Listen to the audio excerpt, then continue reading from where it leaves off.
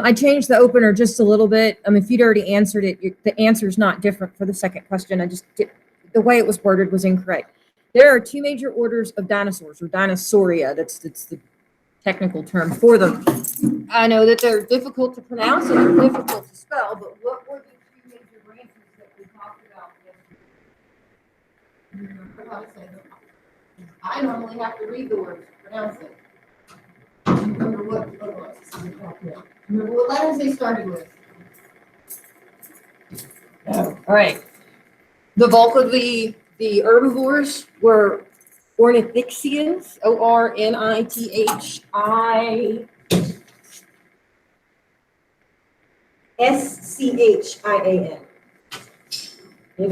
Those were the more cow-looking critters, things like Stegosaurus, which is Jurassic, Triceratops, which is very, very late Jurassic and Cretaceous.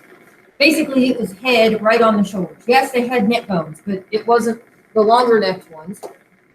Those are Saurixians, S-A-U-R, make sure I'm spelling it right, I-S-C-H-I-A-N. And the way that we tell them apart is the way that their hips are faced. Do the bones face forward or do they face towards the tail? Just the orientation of it. That was one of the last things that I had up on the board. Which of the two has the carnivores in it? The ornithixians, or the Saurixians? The Saurixians do. And in those actually later on in the Triassic, those split into two major groups. You had the really big, long neck plant eaters, the sauropods, and then you had what you think of as a raptor or a T-Rex, the carnivorous ones, and those would be the theropods, and eventually birds. The very, very, very first dinosaur that was ever discovered was Iguanodon. They changed its name, but then they changed it back. So it's still Iguanodon. It wasn't the first named dinosaur. That was Megalosaurus, not Megalodon. That's a Cenozoic gigantic shark. And we'll get to those after spring break. But the very, very first dinosaur that was discovered, and they were eventually named dinosaurs, was from the mid-1800s. Some of the first things that were discovered were teeth. It wasn't like it was a full skeleton that was found. Very, very rare to find an entire skeleton unless it's in a tar pit. Ferdinand van de Veer Hayden. It was in our country. It was in Missouri. These were the very first, well, three dinosaurs were really found at the same time. Megalosaurus, Iguanodon, and I can't remember what the other one was off the top of my head. They're both Jurassic. It is going to be more common to find things in the Cretaceous and the Jurassic because they're further towards the surface. The younger periods are easier to get to. Yesterday we talked about evolution. I mentioned some of the earlier ones, and we didn't go into detail. I can't go into detail about any dinosaur. It's too much information. But Permian extinction, 251 million years ago. Archosaurs really started developing about 10 million years, give or take, after that. I've seen conflicting information. But it was in the middle Triassic, somewhere around 220 to 230 million years ago, that the first real dinosaurs started evolving. And while I was waiting for the bell, I started writing down some of the time frames from when some of the earlier dinosaurs were around. We go down to like month and day, but we can get into orders of millions of years. All right, this thing is not a dinosaur. This thing is older. I looked up all these pronunciations earlier. It's either Key or K, Rhea. This thing was Archosaur. Okay, when I looked up its range, which you don't need to know, it was from 245 to 230 million years ago was when this thing existed. This is before the first true dinosaurs started evolving. Had that sort of stumpy front legs compared to the longer back legs, like a lot of the ones that we were taking a look at yesterday. So it would, if it was trying to go faster, it would raise up on its hind limbs for short periods of time. This was a huge evolutionary milestone of the archosaurs before we got to real dinosaurs. You don't need to know how big it was or anything like that, but they were small. Most of the things at this time in the Triassic were small. Didn't start getting large until the end. So like I said, it would, whether it's running after food or possibly trying to run away from something that was larger than it would rear up on the hind legs and go for short distances.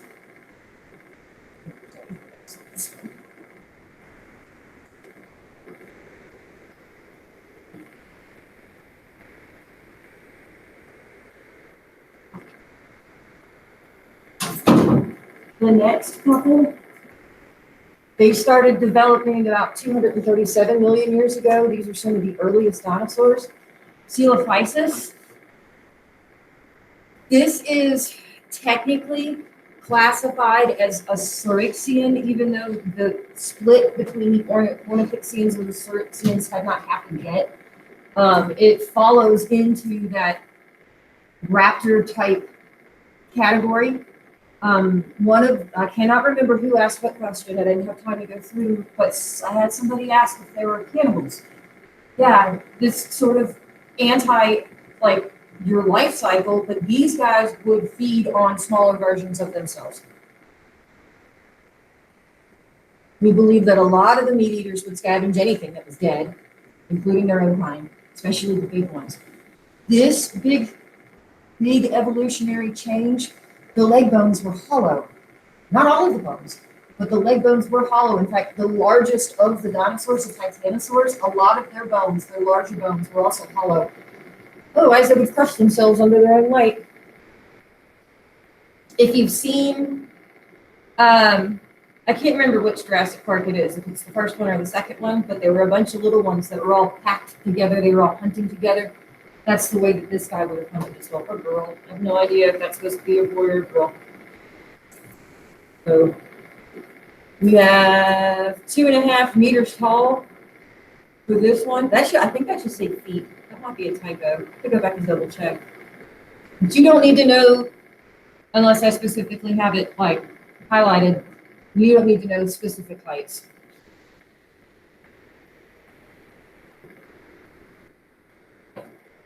Dinosaurs started off small. By the end of the Triassic, the largest of them was about 9 feet long. It was an herbivore. We will talk about that one here in a bit. Eoraptor. This is considered the true first Saurischian.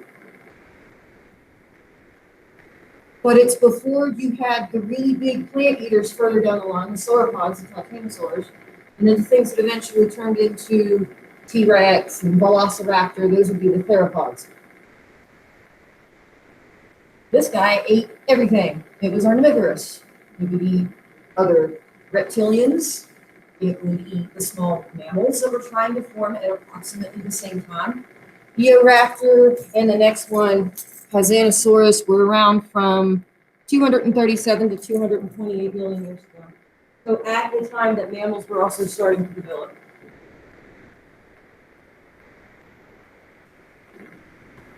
Starting to look a little bit more like what you think of as a dinosaur too. Hasanosaurus, another little one, about waist high, not very heavy. This is the first known Ornithixian. These are the things that eventually turned into Stegosaurus, Triceratops, and Ankylosaurus, Pachycephalosaurus, Parasaurolophus, all of those herbivores. That branch, not the T-Rex branch. And it doesn't look like them at all yet. Most of this guy's descendants were quadruped. They were on all 4 feet. Not all of them were like that. The hadrosaurs were not. The duckbills, they weren't. But most of them were.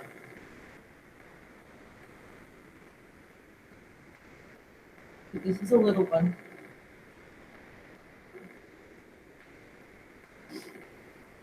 I need to go back and I need to double check my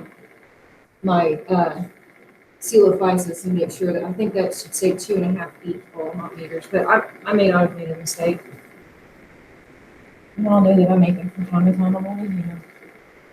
All right, Plateosaurus.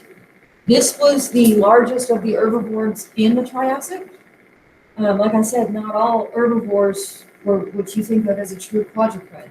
This thing would have still put its feet down if it needed to support itself, but like the theropods, would have probably run on its hind legs if it was necessary. But obviously, the humans, just for size comparison, there were no people back then.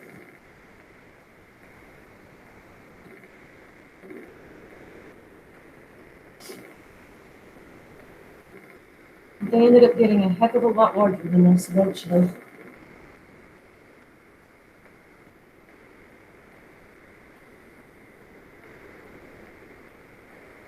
I would be thoroughly surprised if you knew any of the ones that I'm going to. A Carnosaurus. These are not wings.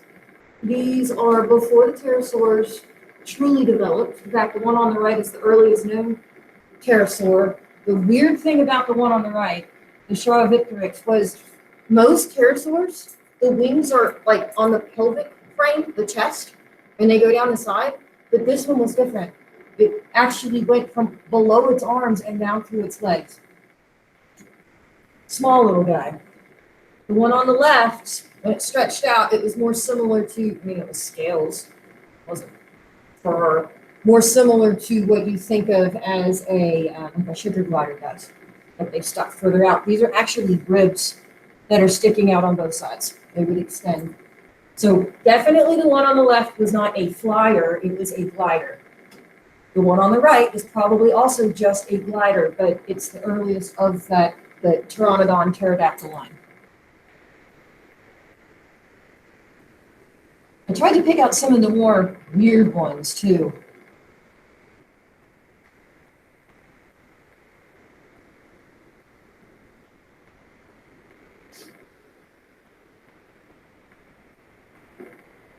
Both of those probably eat insects.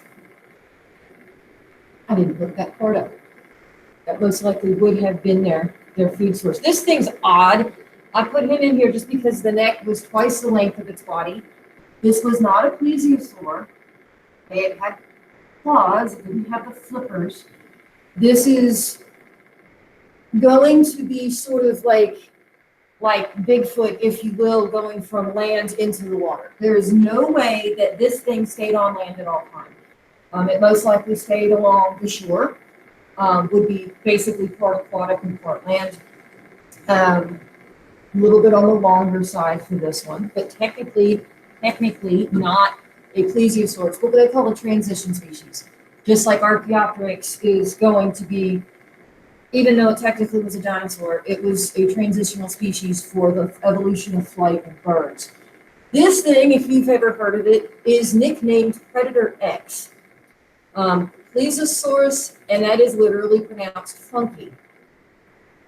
This was the largest of all of the marine reptiles. This it boasts length and weight, and it was in the Jurassic. The only way that your marine life would have been able to get away from this thing, because it was also supposedly the fastest, was if they went into the shallower water where it couldn't go, because it couldn't get on land.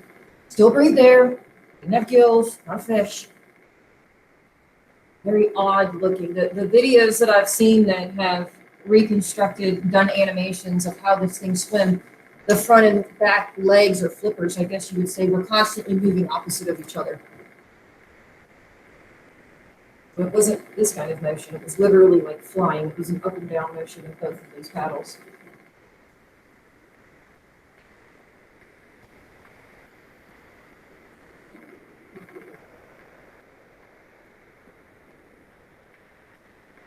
The one on the right is not a dinosaur. The one on the left is sort of in between. I also can't do all of the transitional species because we just don't have time. We're about to switch over to Jurassic. You had a huge evolution and diversity of plants, and they just went everywhere. So we had a lot more food. We had a lot more oxygen. It was warmer. It wasn't like desert like it was in the earlier Triassic, but at the end of the Triassic, when the two halves of Pangea started to split, which created the Atlantic Ocean, you had an extinction, and we had a huge upshift in the size of these dinosaurs. More plants to eat, herbivores could afford to become larger. They would eat anywhere between 300 plus for the larger sauropods pounds of whatever plant that they were feasting on a day. At least that's what the paleontologists tell us.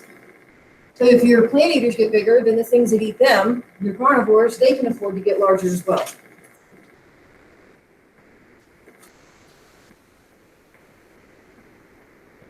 Cannot do every single type of dinosaur at all.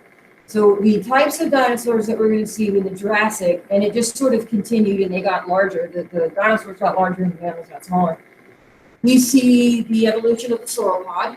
That's what you think of Littlefoot in The Land Before Time, the long-necked rattlers and the brontosaurs, eventually the titanosaurs.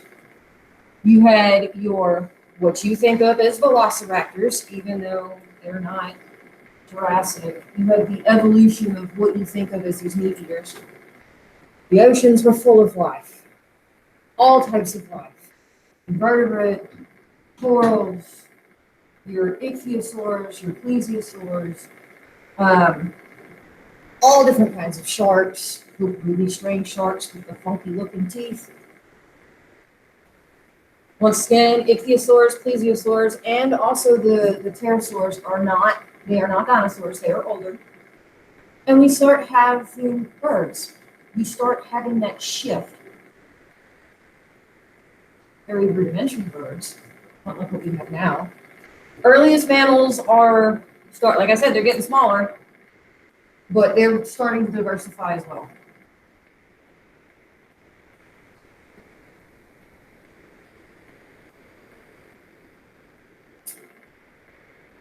We're going to talk about some specific Jurassic dinosaurs, which you're going to know some of them. You're going to recognize the body shape of some of them, but not know the scientific name that's associated with it.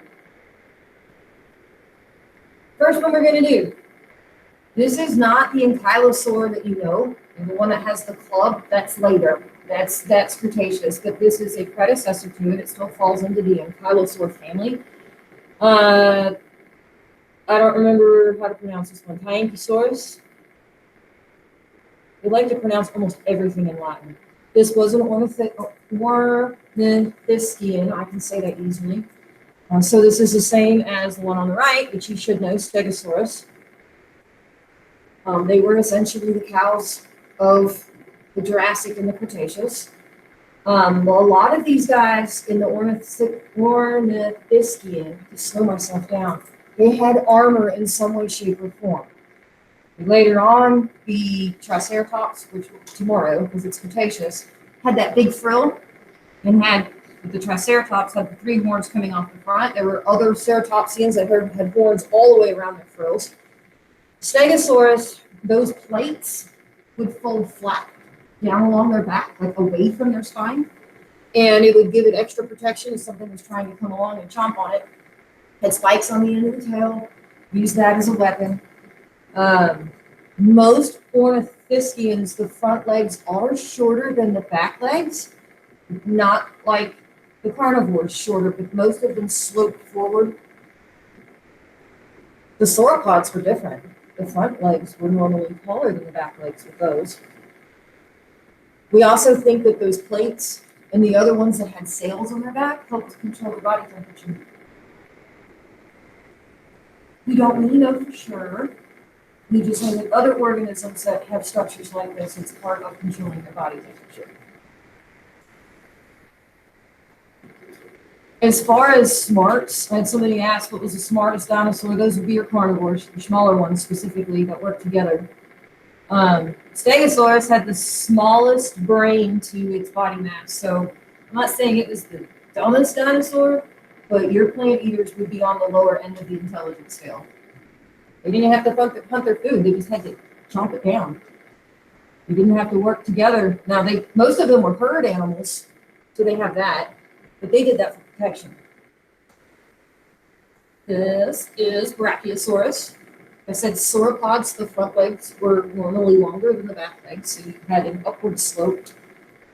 Most sauropods had a long neck and an equally long tail, not all of them.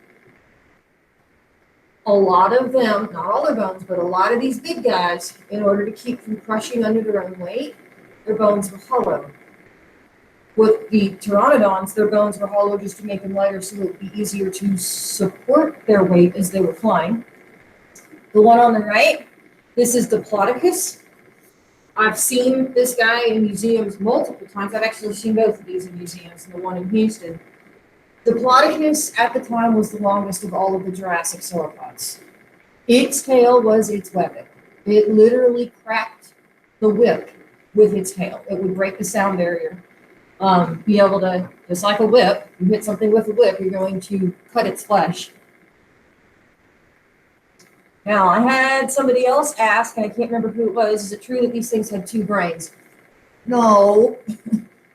Their brain itself was like the size of a walnut, but they did have another neural ganglia, like about here, where their tails come on.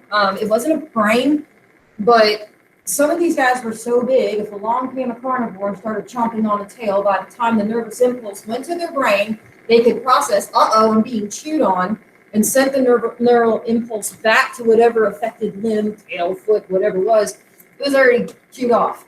So it would have sort of act as a second brain. It was not a true brain, just for I'm not even sure how to say what I'm trying to say. Personal defense mechanism, so that they didn't just have giant chunks taken out of them. Next one.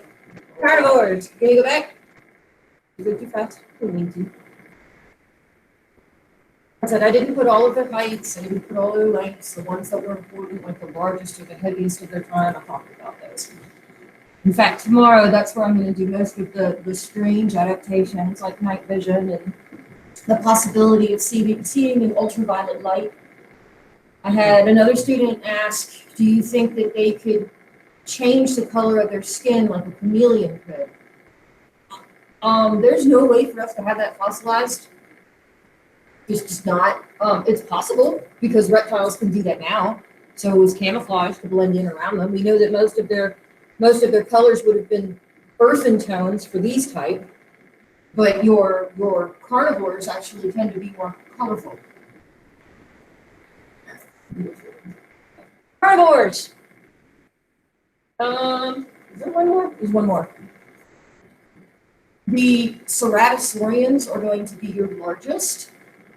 T-Rex was not alive at this time. That is a Cretaceous dinosaur. We will talk about that one tomorrow.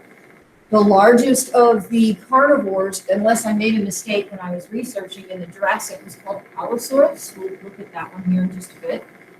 Looked just like a more streamlined version of T-Rex. It was a little shorter.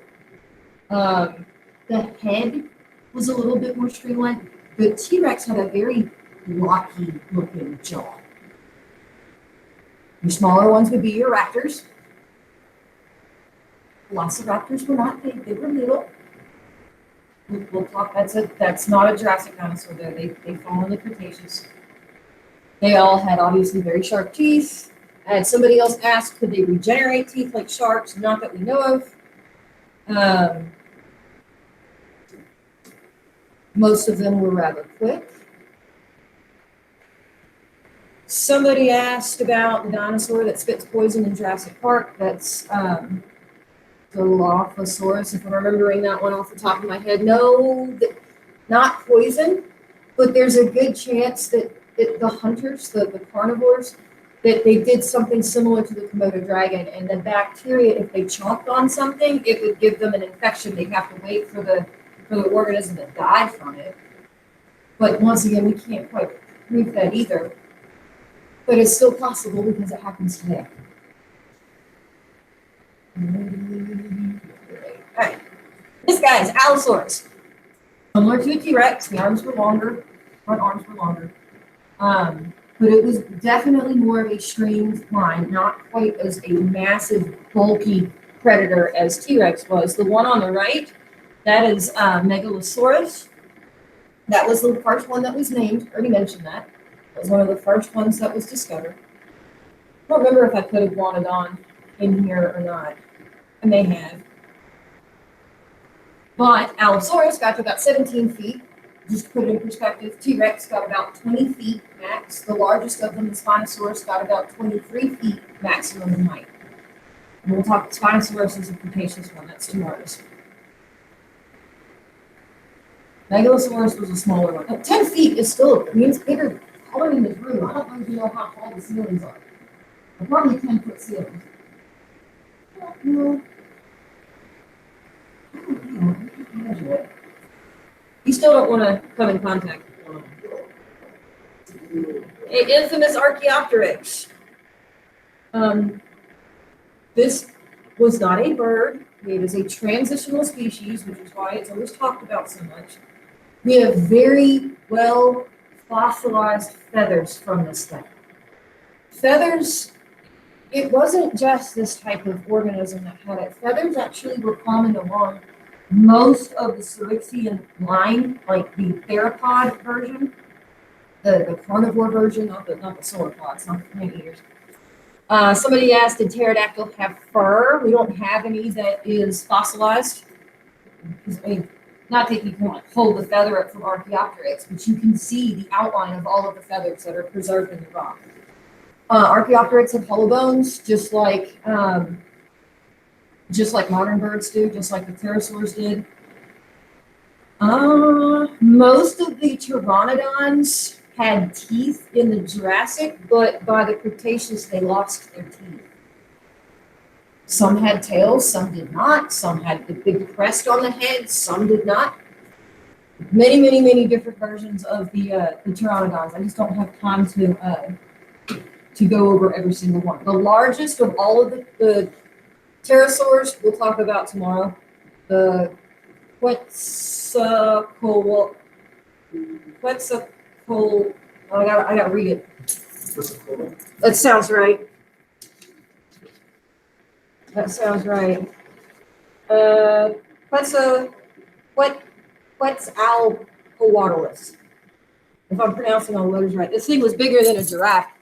It would literally be able to snap you up in one, well, they didn't have teeth, but one chomp, whatever you would call that from a pterodactyl. All right, ichthyosaurs. Once again, these are not dinosaurs. They're in the ocean. They're marine reptiles. They had lungs. They breathed air. We know that they gave birth to live young because we have pregnant ones that have been fossilized. Not that it ate it. There's one literally, it's like it died giving birth. Don't know if that's what killed them or not. These were huge. The ichthyosaurs were actually larger than the bulk of the plesiosaurs. Plesiosaurs, which you think of as the Loch Ness Monster. Both of these organisms had to breathe air. Both of them had flippers. We're pretty sure that plesiosaurs also gave birth to live young, but we don't have any pregnant ones that have been found. There were some plesiosaurs that had unbelievably long necks, but the largest of them was give or take 50 feet. At least the largest one that we found. So ichthyosaurs were not mammals, they were not dolphins, they were not dinosaurs, they were not fish. They were a specific, very specific old reptilian, marine reptilian organism. Okay, now, these actually went through a heck of a lot shorter than I expected them to. And like I said, if there's one that you were wanting me to talk about, there's a chance that we'll talk about it tomorrow because we'll have it consultations together. Let me know what people are missing. Let me pause and I gotta check on my attendance too. Let me pause my recording.